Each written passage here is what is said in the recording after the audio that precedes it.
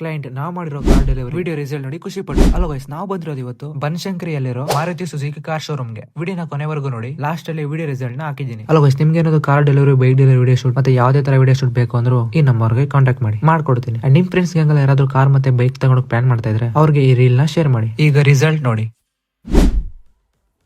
ಸುಳ್ಳು ಕಾಲದಿಂದನೂ ನನ್ನ ಮಕ್ಕಳು ಸುಳ್ಳು ಹೇಳ್ಕೊಂಡೇ ಬಂದ್ಬಿಟ್ಟಿದ್ದಾರೆ. ಹಾಸಿಗೆ ಇದ್ದಷ್ಟು ಕಾಲ್ ಚಾಚಬೇಕು ಅಂತಾರೆ.